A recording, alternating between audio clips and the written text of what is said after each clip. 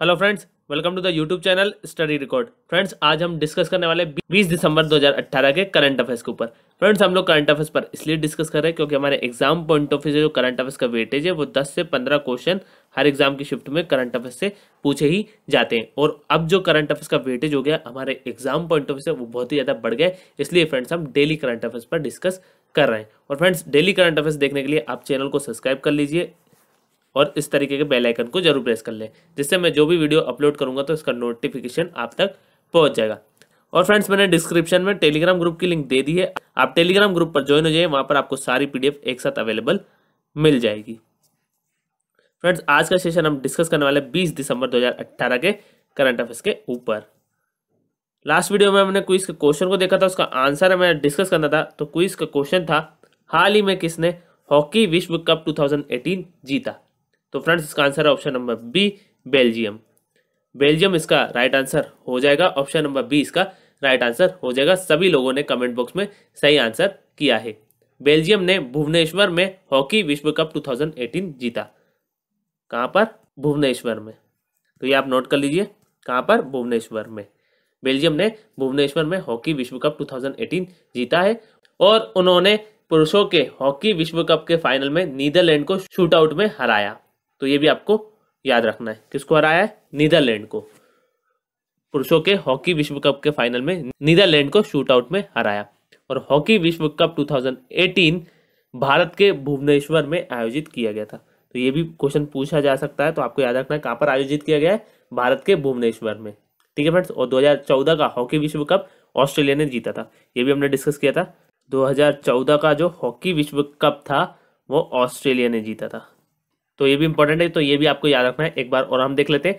Belgium ने भुवनेश्वर में hockey विश्व कप 2018 जीता और उन्होंने पुरुषों के हॉकी विश्व कप के फाइनल में नीदरलैंड को शूट आउट में हराया। और हॉकी विश्व कप भारत के भुवनेश्वर में आयोजित किया गया था। और 2014 का जो हॉकी विश्व कप था वो ऑस्ट्रेलिया ने जीता था। ठीक है फ्रेंड्स। अब इसका आंसर बेल्जियम है, तो बेल्जियम के हम इंपॉर्टेंट पॉइंट देख लेते हैं। बेल्जियम की जो कैपिटल है वो है ब्रुसेल्स। बेल्जियम की जो करेंसी है वो है यूरो। और बेल्जियम के जो प्राइम मिनिस्टर थे वो थे चार्ल्स माइकल, और इन्होंने हाल ही में रिजाइन किया है। तो ये आपको याद रखना है, इन्होंने हाल ही में रिजाइन कर दिया है। ठीक है फ्रेंड्स, तो ये इंपॉर्टेंट है। चलिए स्टार्ट करते हैं हम हमारा आज का सेशन। फर्स्ट पॉइंट है, हाल ही में किस राज्य सरकार ने शिक्षा सेतु ऐप लॉन्च की है? तो फ्रेंड्स, इसका आंसर है option number B, Haryana. Haryana इसका राइट आंसर हो जाएगा। ऑप्शन नंबर बी इसका राइट आंसर हो जाएगा। हरियाणा सरकार ने शिक्षा सेतु ऐप लॉन्च की है। अब ये ऐप क्या है? तो फ्रेंड्स, यह ऐप छात्रों को राज्य के सभी सरकारी कॉलेजों में उपस्थित शुल्क, ऑनलाइन प्रवेश और छात्रवृत्ति पर जानकारी प्रदान करेगी। यह ऐप छात्रों को राज्य के सभी सरकारी कॉलेजों में उपस्थिति, शुल्क, ऑनलाइन प्रवेश और छात्रवृत्ति पर जानकारी प्रदान करेगी। और यह ऐप छात्रों और शिक्षकों को महत्वपूर्ण नोटिस, परिपत्र और अन्य कार्यक्रमों के त्वरित अपडेट प्रदान करेगा। और इससे छात्रों को असाइनमेंट पर भी जानकारी मिलेगी। तो बहुत ही इंपॉर्टेंट ऐप है, तो ये आपको याद रखना है। शिक्षा सेतु ऐप किस राज्य सरकार ने लॉन्च की है? तो हरियाणा ने की है। और यह ऐप छात्रों को राज्य के सभी सरकारी कॉलेजों में उपस्थिति, शुल्क, ऑनलाइन प्रवेश और छात्रवृत्ति पर जानकारी प्रदान करेगी। और यह ऐप छात्रों और शिक्षकों को महत्वपूर्ण नोटिस, परिपत्र और अन्य कार्यक्रमों के त्वरित अपडेट प्रदान करेगा। और इससे छात्रों को असाइनमेंट में भी जानकारी मिलेगी।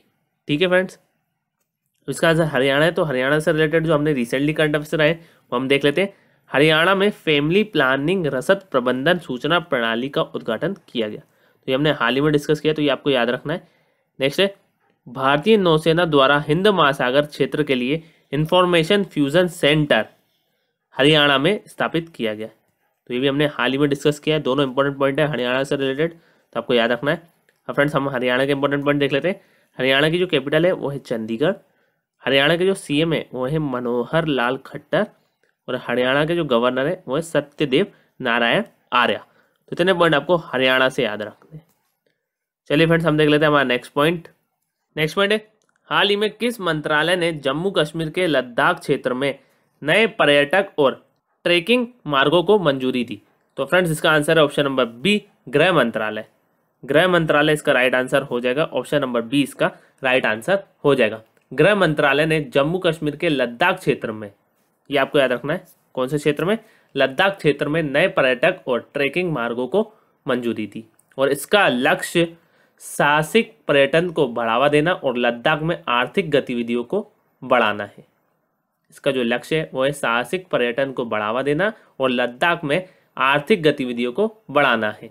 और प्रस्तावित मार्गों में मेरक लेमा घुमाव और चूसुल कर्तसंगला माहे शामिल है। तो ये आप नोट कर लीजिए, प्रस्तावित मार्गों में मेरक लेमा घुमाव, मेरक लेमा घुमाव, ये आप नोट कर लीजिए। और चुसुल कर्तसंगला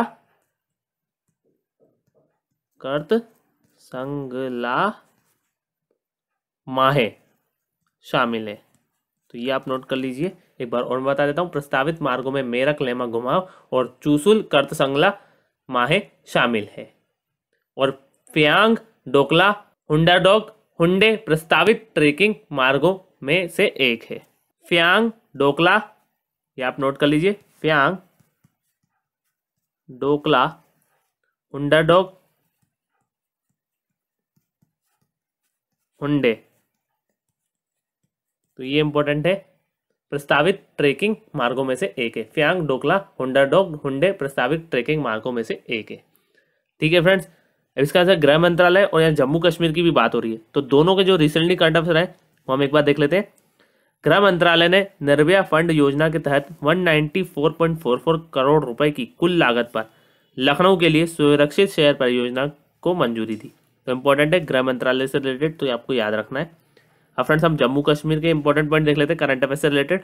जम्मू कश्मीर के राज्यपाल ने आयुष भारत प्रधानमंत्री जन आरोग्य योजना शुरू की, तो ये हमने हाल ही में डिस्कस किया था। नेक्स्ट है, जम्मू कश्मीर सेक्सटोरेशन के खिलाफ कानून लागू करने वाला पहला राज्य बन गया है। बहुत ही इंपॉर्टेंट है, तो ये आपको याद रखना है फ्रेंड्स। जैसे जैसे करंट अफेयर्स इंक्रीज होते जाएंगे वैसे वैसे मैं अपने वीडियो में उसको अपडेट करता रहूंगा। प्लीज़ आप देखते रहें और अगर आपको वीडियो अच्छा लगता है तो एक लाइक ज़रूर करें, जिससे मुझे मोटिवेशन मिलता है। ठीक है फ्रेंड्स, अब फ्रेंड्स हम जम्मू कश्मीर के इंपॉर्टेंट पॉइंट देख लेते हैं। जम्मू कश्मीर की जो कैपिटल है वो है श्रीनगर।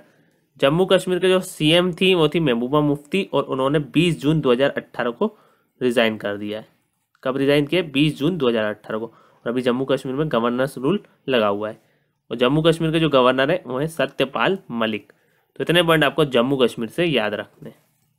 चलिए फ्रेंड्स हम देख लेते हैं हमारा नेक्स्ट पॉइंट। नेक्स्ट पॉइंट है, हाल ही में भारत विश्व आर्थिक मंच जेंडर गैप सूचकांक 2018 में कौन से स्थान पर रहा? तो फ्रेंड्स इसका आंसर है ऑप्शन नंबर डी 108। 108 इसका राइट आंसर हो जाएगा। बहुत ही इंपॉर्टेंट क्वेश्चन है, ये आपको याद रखना है। भारत विश्व आर्थिक मंच जेंडर गैप सूचकांक 2018 में 108वें स्थान पर रहा है।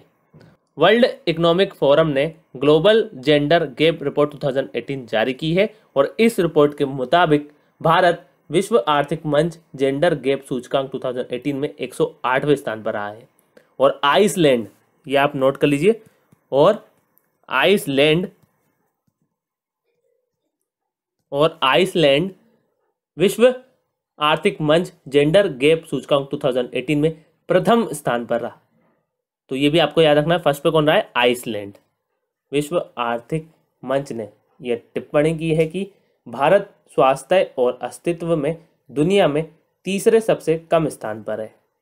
तो ये भी आपको याद रखना है। ठीक है फ्रेंड्स, चलिए अब देख लेते हैं हमारा नेक्स्ट पॉइंट।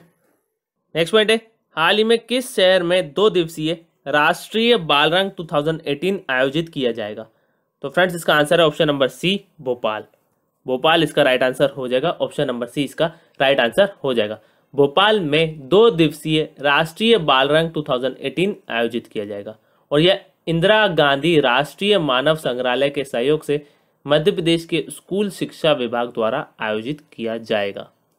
एक बार और बता देता हूँ, यह इंदिरा गांधी राष्ट्रीय मानव संग्रहालय के सहयोग से मध्य प्रदेश के स्कूल शिक्षा विभाग द्वारा आयोजित किया जाएगा और इसमें 18 राज्यों, ये आप नोट कर लीजिए, और इसमें 18 राज्यों और 2 केंद्र शासित प्रदेशों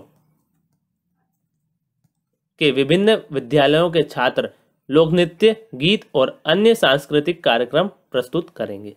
18 राज्यों और 2 केंद्र शासित प्रदेशों के विभिन्न विद्यालयों के छात्र लोक नृत्य, गीत और अन्य सांस्कृतिक कार्यक्रम प्रस्तुत करेंगे। तो ये आपको याद रखना है। इतने पॉइंट इस पॉइंट से कवर होते हैं। एक बार और हम देख लेते हैं। भोपाल में 2 दिवसीय राष्ट्रीय बाल रंग 2018 आयोजित किया जाएगा और यह इंदिरा गांधी राष्ट्रीय मानव संग्रहालय के सहयोग से मध्य प्रदेश के स्कूल शिक्षा विभाग द्वारा आयोजित किया जाएगा और इसमें 18 राज्यों और 2 केंद्र शासित प्रदेशों के विभिन्न विद्यालयों के छात्र लोक नृत्य, गीत और अन्य सांस्कृतिक कार्यक्रम प्रस्तुत करेंगे। अब फ्रेंड्स इसका आंसर भोपाल है, तो भोपाल कहाँ है? मध्य प्रदेश में। मध्य प्रदेश की कैपिटल है भोपाल। और मध्य प्रदेश के जो सीएम हैं वो है कमलनाथ। ये हाल ही में बने हैं, इससे पहले थे शिवराज सिंह चौहान।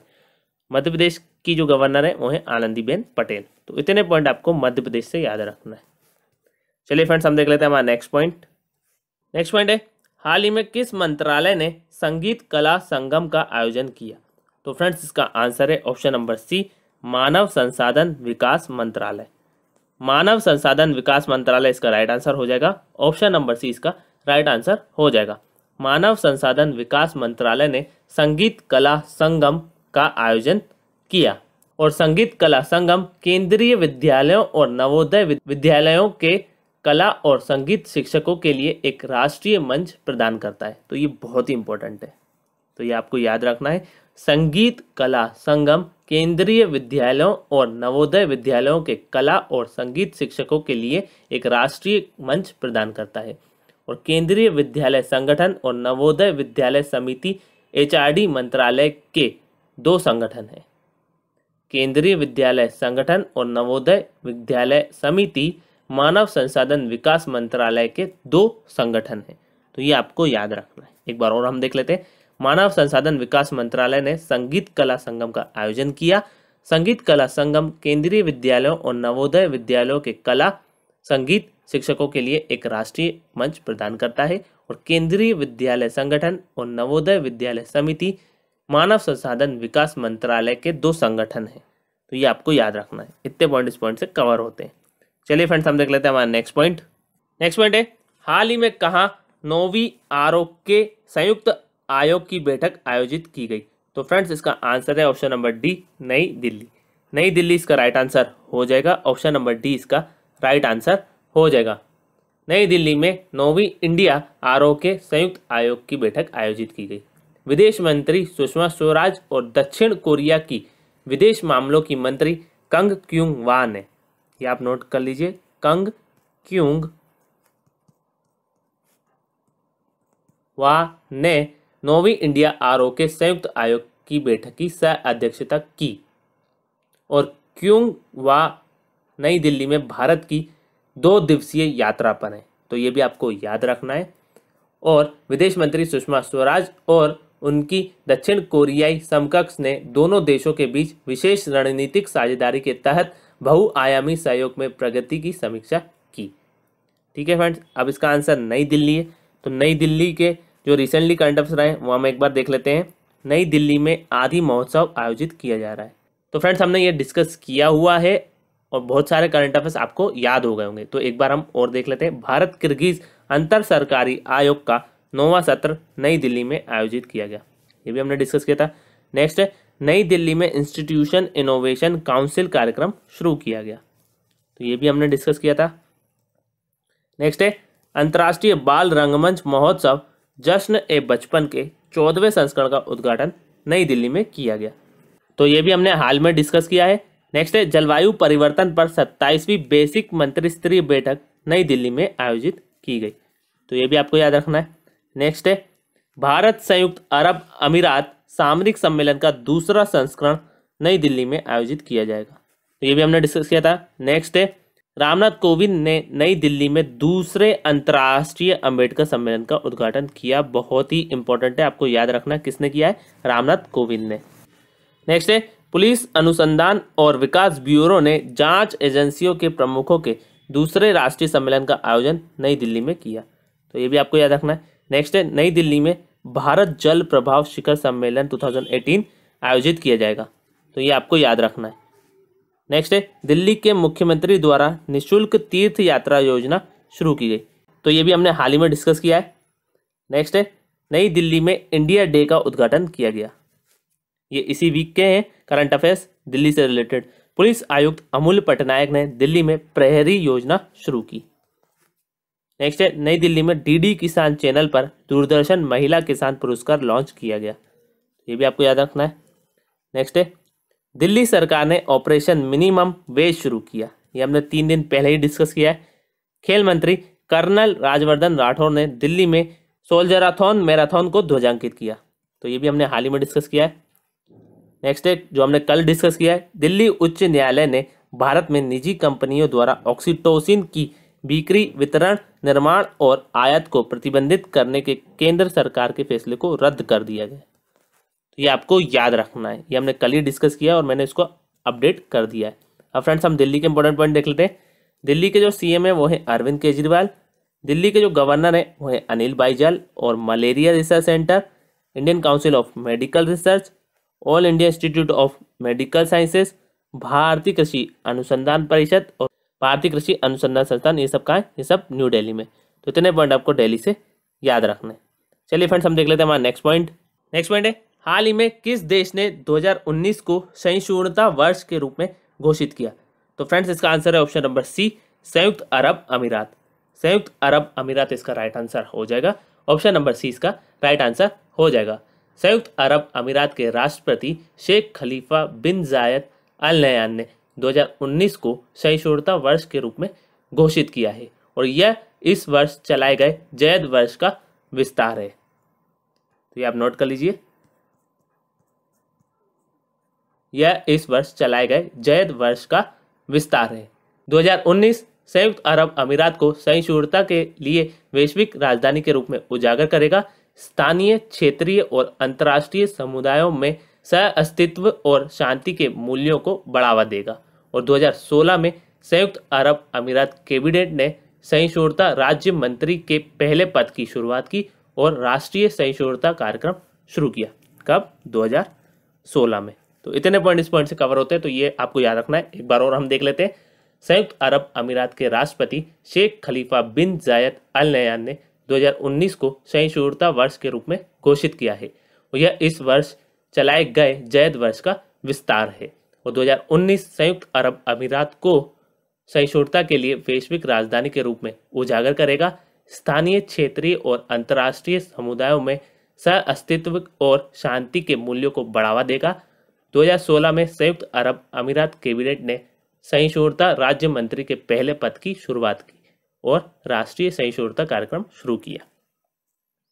अब फ्रेंड्स इसका आंसर यूएई है, संयुक्त अरब अमीरात है। तो उससे रिलेटेड जो रिसेंटली करंट अफेयर है वो हम देख लेते हैं। दुबई में विश्व सहिष्णुता शिखर सम्मेलन का उद्घाटन किया गया। तो ये आपको याद रखना है, इंपॉर्टेंट है। कहाँ पर किया गया? दुबई में। नेक्स्ट है, अबू धाबी में गांधी जायद डिजिटल संग्रहालय का उद्घाटन किया गया। तो ये आपको याद रखना है, कहाँ पर किया गया? अबू धाबी में। अब हम यूएई के इंपॉर्टेंट पॉइंट देख लेते हैं। यूएई की जो कैपिटल है वो है अबू धाबी। यूएई की जो करेंसी है वो है यूनाइटेड अरब एमिरेट्स दिरहम। और यूएई के जो प्रेसिडेंट है वो है खलीफा बिन जायद अल नहयान। तो इतने पॉइंट आपको यूएई से याद रखने। चलिए फ्रेंड्स हम देख लेते हैं हमारा नेक्स्ट पॉइंट। नेक्स्ट पॉइंट है, हाल ही में किसने coffee table book timeless Lakshman का विमोचन किया? तो फ्रेंड्स इसका आंसर है option number A, Narendra Modi. Narendra Modi इसका राइट आंसर हो जाएगा। ऑप्शन नंबर ए इसका राइट आंसर हो जाएगा। प्रधानमंत्री नरेंद्र मोदी ने coffee table book timeless Lakshman का विमोचन किया और यह पुस्तक प्रसिद्ध कार्टूनिस्ट आर के लक्ष्मण पर आधारित है। किस पर आधारित है? यह पुस्तक प्रसिद्ध कार्टूनिस्ट आर के लक्ष्मण। तो ये आप नोट कर लीजिए, आर के लक्ष्मण पर आधारित है। ठीक है फ्रेंड्स, आर के लक्ष्मण पर आधारित है। और आर के लक्ष्मण एक भारतीय कार्टूनिस्ट, चित्रकार और विदूषक थे। तो ये भी आपको याद रखना है, आर के लक्ष्मण एक भारतीय कार्टूनिस्ट, चित्रकार और विदूषक थे। और आर के लक्ष्मण टाइम्स ऑफ इंडिया में अपनी कॉलम द कॉमन मैन, ये भी आप नोट कर लीजिए, द कॉमन मैन, और अपने दैनिक cartoon strip you said it के लिए जाने जाते थे।